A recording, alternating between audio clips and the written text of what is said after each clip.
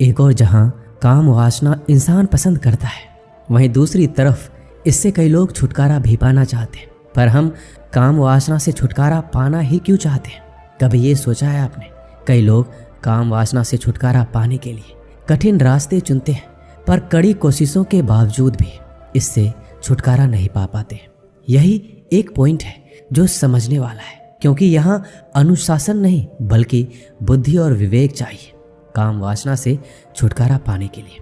बगैर इसे समझे आप इससे कभी छुटकारा पा ही नहीं सकते। इसलिए मैं एक कहानी के माध्यम से आपको इसे समझाने की कोशिश करूंगा। आपको इसे बड़े गौर से सुनना है और इस पे अमल भी करना है, तभी आप इससे छुटकारा पा पाएंगे। अन्यथा जीवन में अनंत कोशिशों के बावजूद भी आप इससे छुटकारा नहीं पा सकेंगे। ये कहानी है एक महात्मा और दो ऐसे लड़के की जो काम वासना से ऊपर उठना चाहते हैं। वो दोनों लड़के चाहते हैं कि वो ब्रह्मचारी का पालन करें, लेकिन वो कर नहीं पाते। काम वासना उनके भीतर इतनी प्रबल हो चुकी होती है कि वह चाहकर भी इसे छोड़ नहीं पाता है। फिर एक बार दोनों जवान लड़के एक महात्मा के पास आते हैं, एक ध्यानी के पास आते हैं और उनसे कहते हैं, मुनिवर, ये काम वासना ने मेरा पूरा जीवन तहस नहस कर दिया है।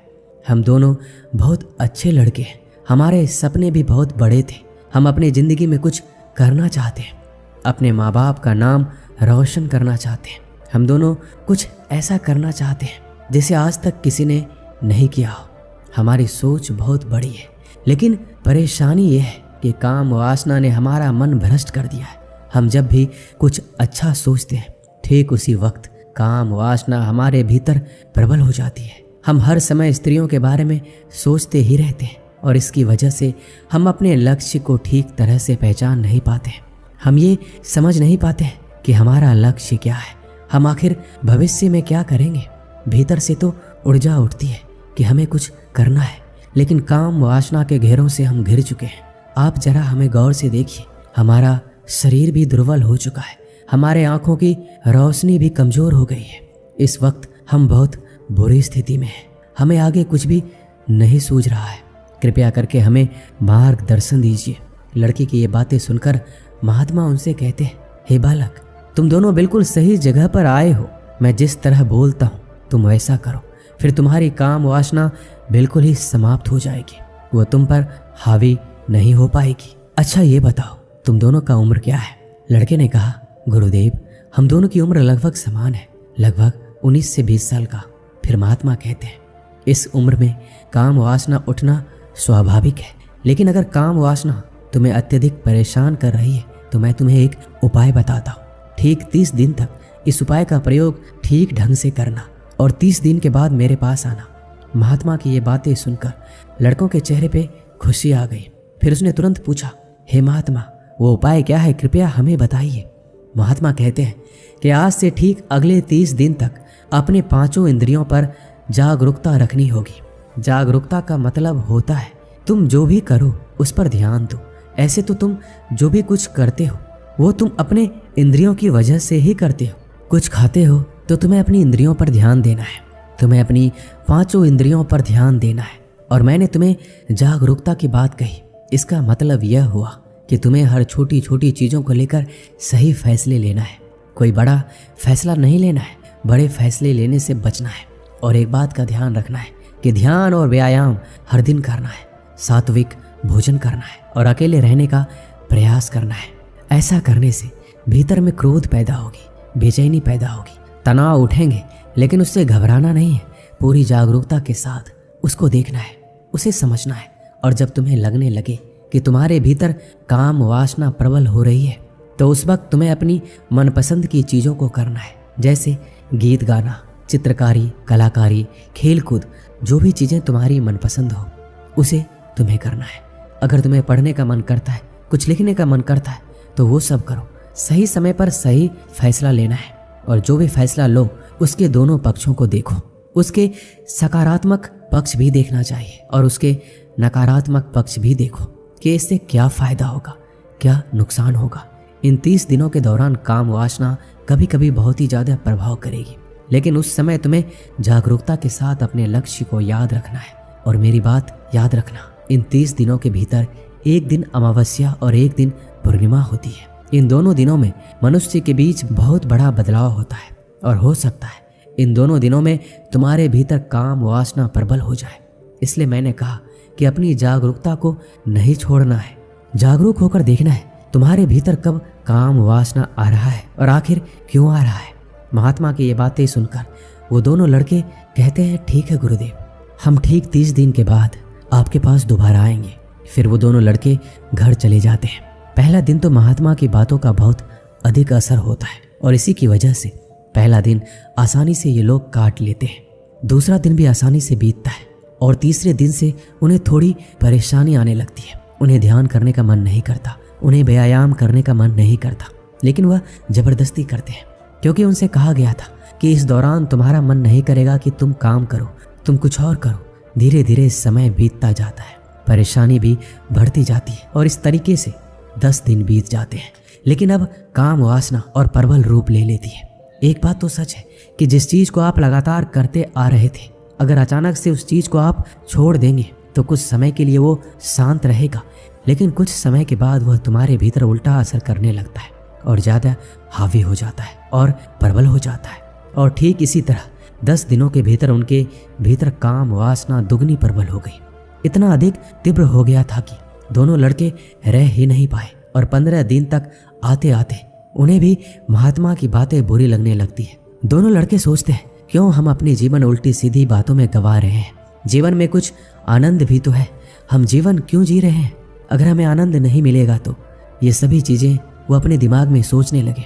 जब भी ये दोनों किसी स्त्री को देखते थे तो उनके प्रति उनका काम वासना और अधिक बढ़ जाता। वो स्त्रियां अति सुंदर उन्हें लगने लगी। फिर ठीक 16वें दिन वो सोचते हैं कि हमें ये सब नाटक बंद कर देना चाहिए, हम क्यों अपनी जिंदगी का आनंद नहीं ले रहे हैं। और वो लोग दोबारा से काम वासना में लिप्त हो जाते हैं। लेकिन काम वासना से दोबारा लिप्त होने के बाद उनकी परेशानी फिर उसी तरह की होने लगती है। उनके भीतर गलानी आने लगती है, पश्चाताप की भावना उनके भीतर होती है।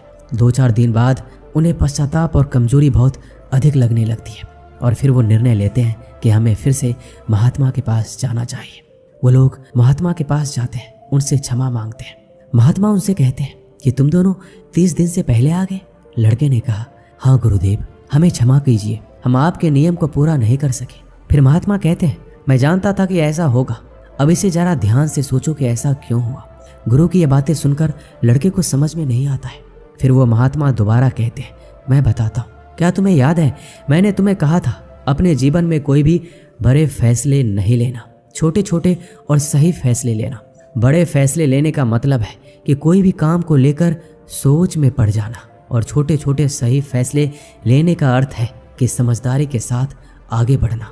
जब मैंने तुमसे कहा था कि ठीक 30 दिन के बाद तुम मेरे पास आना, और जब तुम घर गए तुम्हें 2-3 दिन के बाद ऐसा लगने लगा कि तुम्हें बेचैनी महसूस हो रही है, तुम्हें परेशानी हो रही है, तुम 3 दिन के बाद क्यों नहीं आए? ऐसी कौन सी चीज थी जो तुम्हें रोक रही थी? वो दोनों लड़के कहते हैं, आपने तो कहा था कि 30 दिनों के बाद आना।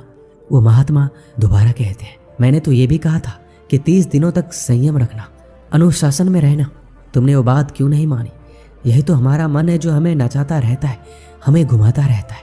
तुमने मेरी बातों को मानकर ध्यान किया, सात्विक भोजन किया, व्यायाम किया, अपनी इंद्रियों पर जागरूकता रखा, लेकिन यह केवल शुरुआती के 2-3 दिनों तक ही तुमने किया।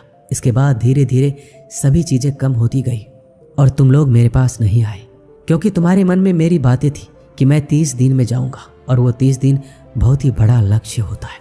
और तुम्हारे मन में बड़ा लक्ष्य था, छोटे छोटे लक्ष्य नहीं थे, और इसी वजह से तुम बड़े लक्ष्य तक नहीं पहुंच पाए। वो छोटे लक्ष्य थे हर दिन ध्यान करना, व्यायाम करना, सात्विक भोजन करना, अपने जीवन में जागरूक रहना। जैसे जैसे दिन बीतता गया तुम्हारे भीतर जागरूकता खत्म होती गई। धीरे धीरे तुमने व्यायाम करना छोड़ दिया, सात्विक भोजन करना छोड़ दिया, ध्यान करना छोड़ दिया, और तुम कहते हो तुम अपने लक्ष्य को पूरा नहीं कर सके। वो तुम्हारा लक्ष्य 30 दिनों के लिए नहीं था, वो लक्ष्य तुम्हारे लिए 3 दिनों के लिए था। जब तुम्हें यह बात पता चल गई थी कि 3 दिनों के बाद तुम्हें परेशानी आ रही है, तुम्हारे हाथों से ये बात निकल रही है, तब तुम्हें मेरे पास आना चाहिए था और तुम्हें वो परेशानियां मुझे सौंपनी चाहिए थी। महात्मा की ये बातें सुनकर दोनों लड़कों में से एक लड़के ने कहा, महात्मा जी, मेरे मन में आया था कि मैं आपके पास आऊं, आपसे कुछ सलाह लूं, लेकिन मैं नहीं आया। महात्मा जी उस लड़के की बातों को सुनकर कहते हैं, यही तो एक छोटा सा फैसला था जो तुम्हें पश्चाताप से, परेशानियों से बचा सकता था। सवाल ये नहीं है कि तुमने 30 दिनों तक ब्रह्मचारी का पालन नहीं किया। सवाल यह है कि तुम अपने निश्चित समय तक, जिस समय तक तुम चाहते थे, उस समय तक तुम अपने ऊपर संयम नहीं रख सके। इसलिए मैंने तुमसे कहा था कि अपने जीवन में कोई भी बड़े फैसले नहीं लेना, छोटे छोटे सही फैसले लेना। अगर तुम उस फैसले को स्वीकार कर लेते तो मेरे पास आ जाते, तो शायद आज तुम दोबारा काम वासना का शिकार नहीं बनते। लड़के ने कहा, आप सही कहते हैं गुरुजी, मन हमारा तन हमारा, फिर भी यही हम पर राज करते हैं। फिर महात्मा कहते हैं, मेरी एक बात को ध्यान में रखो, अगर काम वासना से ऊपर उठना है तो ये 5 बातों को अपने जीवन में उतार लो। पहला है सात्विक भोजन। हमारे जीवन में सात्विक भोजन बहुत आवश्यक है, इससे हमारा मन भी सही रहेगा और हमारा तन भी सही रहेगा। दूसरा है ध्यान। जब हमारा मन सही रहेगा तो हमें ध्यान में मन लगेगा। और तीसरा है व्यायाम। व्यायाम करने से हमारा शरीर सही रहेगा, और जब हमारा शरीर सही रहेगा तो हमें ध्यान करने में मन लगेगा, हमारे विचारों में शक्तियाँ आएगी। और चौथा है इंद्रियों पर जागरूकता। जागरूकता अपने जीवन में बहुत ही आवश्यक है। जिस दिन तुमने जागरूकता को खो दिया, उस दिन तुम्हारा मन तुम्हें किसी गड्ढे में ढकेल देगा। इसलिए अपने जीवन में जागरूक रहे। जागरूक रहने के लिए तुम्हें बुद्धि और विवेक का इस्तेमाल करना होगा। जब तुम अपने बुद्धि और विवेक का इस्तेमाल करोगे तो तुम अपने जीवन में अपने आप ही जागरूक हो जाओगे। और 5वां है छोटा लेकिन सही समय पर सही फैसला लेना। छोटे ही फैसले लो, लेकिन सही समय पर सही फैसला लो। इसके अतिरिक्त काम वासना से उठने का कोई और रास्ता नहीं है। इसलिए इन 5 बातों को अपने जीवन में आज से ही उतार दो, क्योंकि मैंने पहले भी कहा है कि बड़े बड़े निर्णय लेने में हमारे भीतर तनाव आती, और जितना अधिक तनाव आएगा हमारी बुद्धि और विवेक काम नहीं करेगी। और जब बुद्धि और विवेक काम नहीं करेगी तब हम अपने भीतर जागरूकता भी खो देंगे, और इसी वजह से हम गलत फैसला ले लेते हैं। इसलिए मैंने कहा छोटे छोटे और सही निर्णय लो, क्योंकि ऐसा करना बहुत ही आसान है। दोस्तों, इस वीडियो में बस इतना ही। मिलते हैं अगले वीडियो में। अपना ख्याल रखिएगा।